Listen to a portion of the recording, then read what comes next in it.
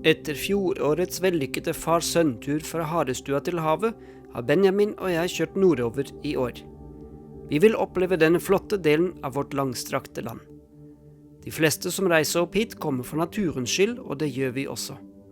Samtidig er vi interessert i noe annet. Under andre verdenskrig ble det utkjempet harde kamper her. Det handlet om å sikre seg råvarer til å kunne føre krig nede på kontinentet.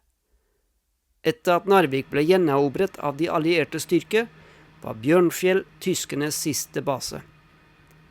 Herfra prøvde de desperat å holde stand mot de fremrykkende norske tropper.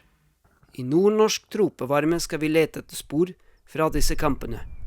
Vi skal vandre i krigens fotspor. Ja, her har det gått hett for seg. Ja, det er to forskjellige her.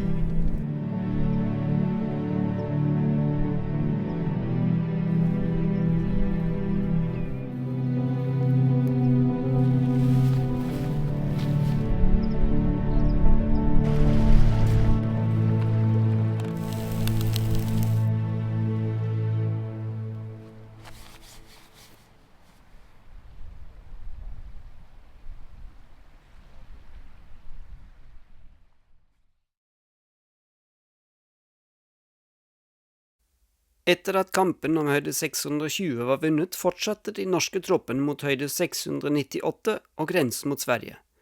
Det ble igjen tåke, slik at tyskerne ikke kunne se fremrykning til de norske soldatene.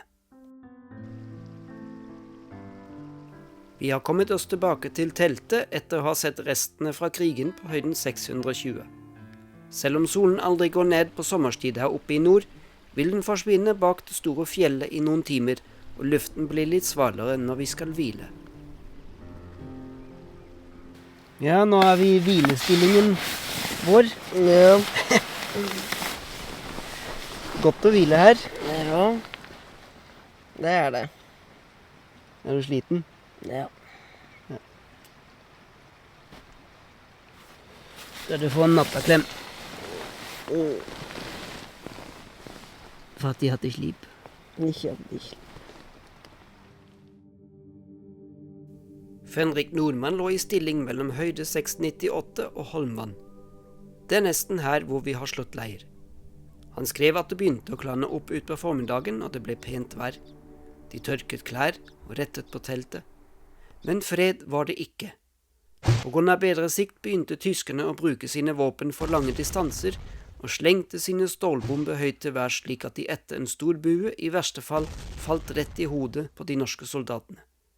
Bombene var helt uberegnelige, og nordmennene kastet seg rett ned for å unngå splintene som kom horisontalt. Den kvelden fikk Fenriken et kort fra sin far og en innholdsrik pakke fra sin kjære kone. Hun hadde bakt eggerull, de fikk kokt kaffe og spiste den deilige kaka mens solen strålte varmt inn gjennom teltåpning.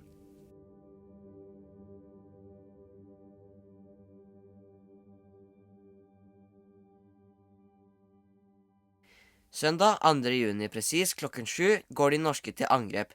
Uten å bli oppdaget snek de seg inn på nordre del av høyden og besatte den. Troppsjef Henrik Gren skriver: «Vi lurte oss fram, dekket av skodde og fikk plutselig se noen skapninger i dimma på nært hold. Vaktskiftet foregikk.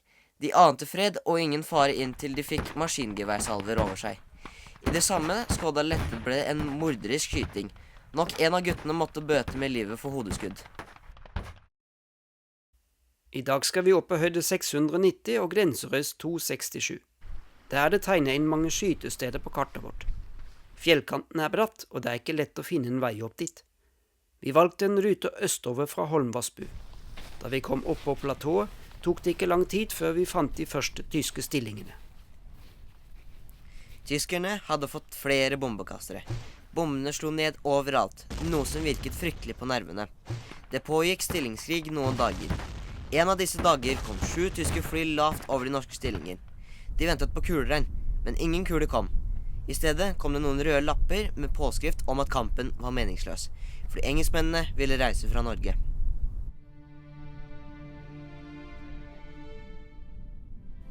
«7. juni skriver Fenrik Nordmann. Et nytt angrep skulle settes i gang klokken 22. Da jeg satte i gang fremrykningen, hører vi bombekasterne. En granat kommer ned midt inn i troppen med en kraftig drønn. I et lynglimt forsvinner hver eneste mann flatt ned på jorden eller snøen. En hel byge granater kommer. En av dem ryker i stykker noen meter fra der hvor jeg og 2 karer ligger. Vi hører sprengstykker plystre av gårde over hodene våre, samtidig som vi blir oversprøytet med jord og snøslaps. Endelig holder skytingen opp. Vi rykker hurtigst mulig fremover igjen. En liten stund etter har jeg hele troppen samlet i en utmerket stilling, helt fremme ved stupet ned mot Holmvatnet. Endelig glad og forbauset hører jeg at ikke en eneste mann mangler. Den tyske stillingen på høyde 698 har vi nesten rett opp til venstre for oss. Fjellet er bratt oppover der. I sør er det bare 7 kilometer til Bjørnfjell stasjon. Det er i hvert fall ingen tvil om hva som er norsk stilling og tysk stilling. Nei. Når du ser retningen her, er jo over mot de tyskerne hvor vi akkurat var.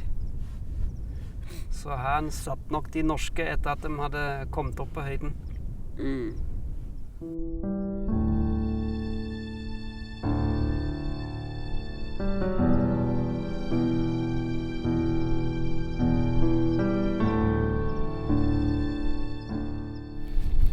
er mange som ikke så her.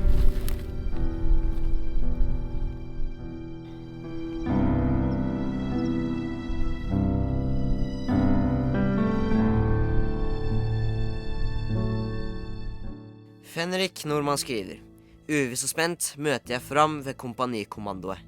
Kaptein Elstad ser lenge på oss 3 karer uten å si noe. Til slutt kommer det. Ja, nå er det liksom slutt på krigen, gutter. På tonefallet merker jeg straks at han ikke sier det med noen glede. Hvis tyskerne har kapitulert, var det til å juble. Hver eneste soldat tenker ikke annet enn at fienden bare kan ha noen dager. Vi ser forbauset på ham, uten å si noe. Så får vi høre nyhetene. Det ser ut til at våre allierte holder på å trekke seg ut av Nord-Norge. Brigaden ser det nytteløst å fortsette kampen på dette grunnlaget. Vi sto som om vi var falt ned fra månen. Kunne det være mulig at alt slitet var forgjeves?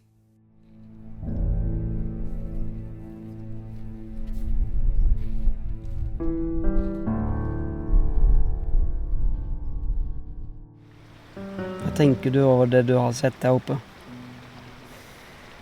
Krig. Du vet når du skal i militæret, så kan du faktisk bli beordret ut i krig. Ja. Jeg vet det. Jeg skal ikke si hverken den ene eller den andre retning jeg selv ville ut i krig, egentlig. Eller i militærtjeneste. Men jeg var syk med astma, så de ville ikke ha meg. Nei. Men jeg hadde lyst. Og på et tidspunkt så ville jeg også ut i krig, faktisk, for jeg var sånn deprimert at jeg trodde at livet hadde ikke noe bedre mening, at jeg kunne like greit bli drept. Men sånn håper jeg ikke du har det. Nei. Så ille er det ikke. Nei. Nei. Men tenk litt på det. At det kan faktisk hende at du blir beordret ut på en sånn post. Ja. Sitte der i kulde. Eller grusomme varmen i ørkenen, eller et eller annet sted. Og så sier de det verste i krig, det er ikke kampen. Men det er ventetiden. Du sitter lenge og venter at det skal skje noe. Og du vet at nå kommer det noe fælt. Men på den annen side, tenk om ingen vil forsvare Norge. Ja. Så vi har jo et ansvar egentlig til å beskytte landet vårt mot fiender. Ja. Er det det du tenker? Ja, egentlig.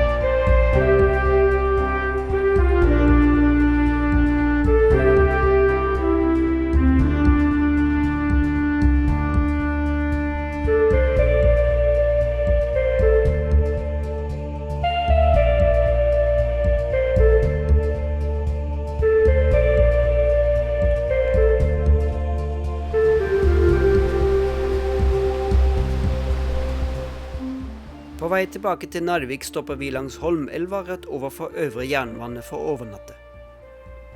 Elva har både rolige partier og flotte stryk, og vi kjøler oss ned i det klare, kalde vannet.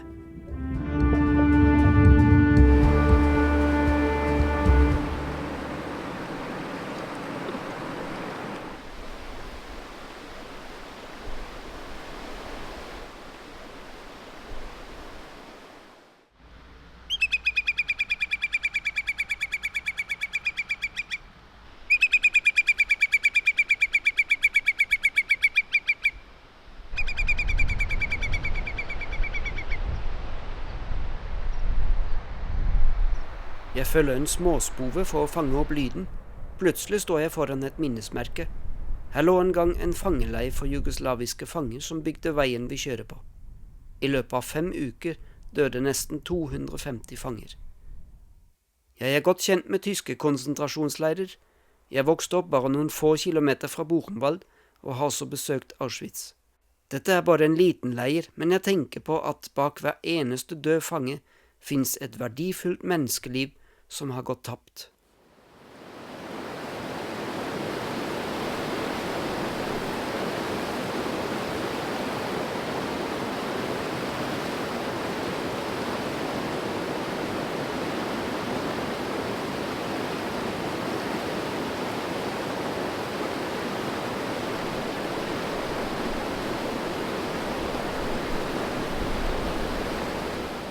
Fenrik Nordmann lurte på om alt slite og kamp var det forgjeves. Nei, Fenrik. Ingen kamp mot en slik makt som til de grader forakter menneskeliv er forgjeves.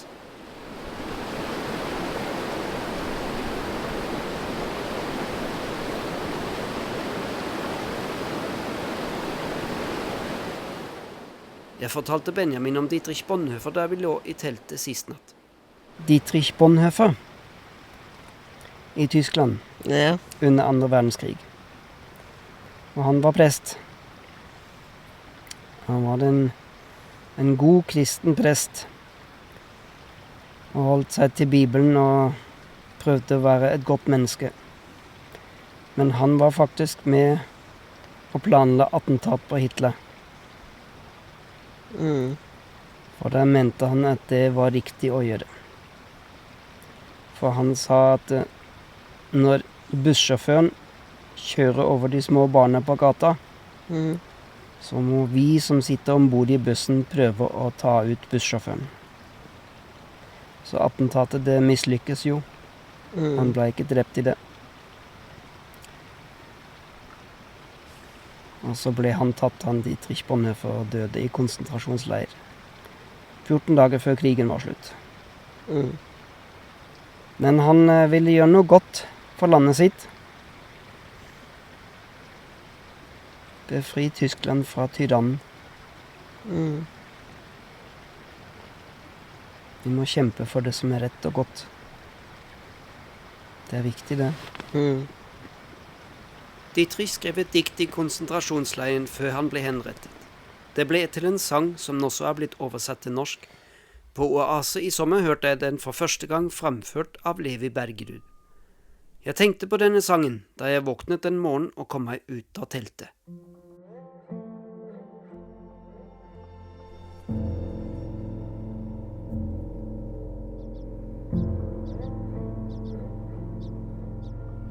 Omgitt av stille, gode krefter, beskyttet og trøstet underbar, så vil jeg leve mine dager med deg, og gå med deg inn i den nye år. Omsluttet av stille, gode krefter, forventer vi med håp hva komme kan. Gud er med oss om natten og om dagen. Han er vår trygghet i den nye dag. gamle plager fortsatt våre hjerter. De onde dager gir en byrde stor. Og Herre, gi til våre brutte sjeler den frelse som du har for oss. Omsluttet av stille gode krefter forventer vi med håp hva komme kan. Gud er med oss om natten og om dagen. Han er vår trygghet i den nye dag.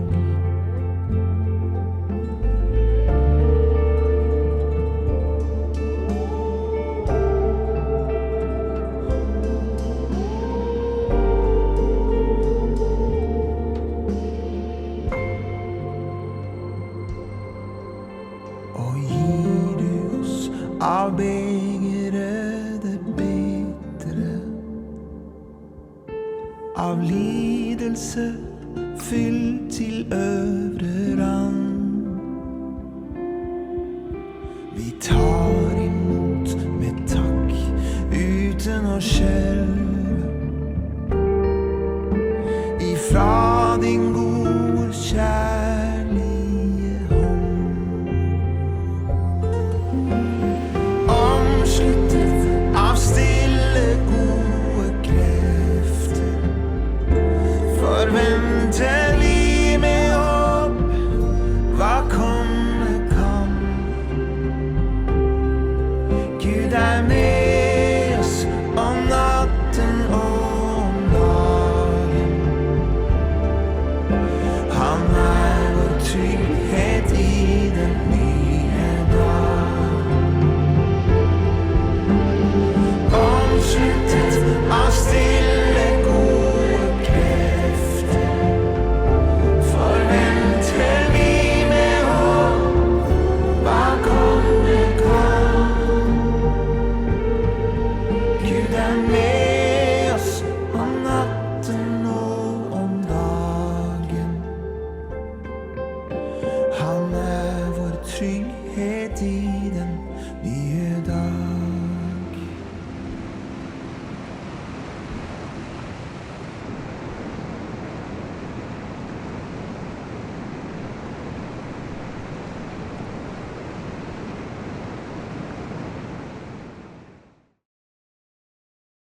Vi forlater fjellet og området rundt Narvik og fortsetter til Harstad.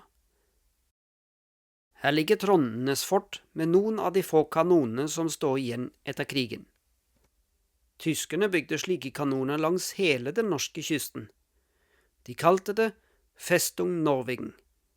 The main reason they placed the guns here is to protect the export of iron ore from Sweden in Kiruna, which went through Narvik. Yeah?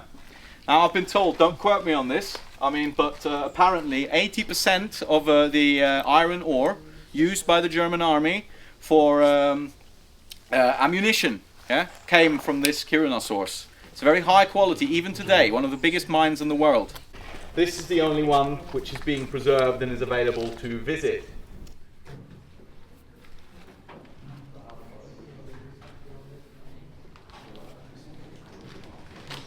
In the cannon, and this is this railing.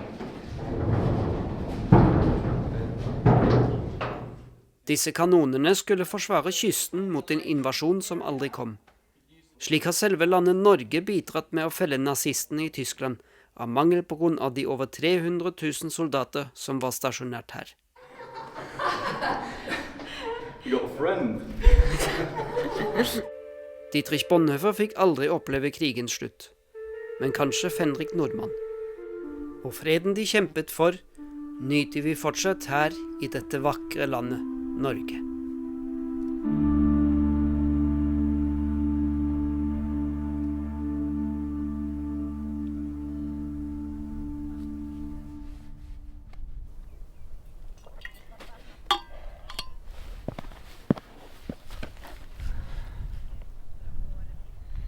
Jeg tror dette er noe av det fineste jeg har sett i hele mitt liv. Noe så vakkert. Over skyene, midnattssol, fjellene. Det er bare vakkert. Det er bare vakkert.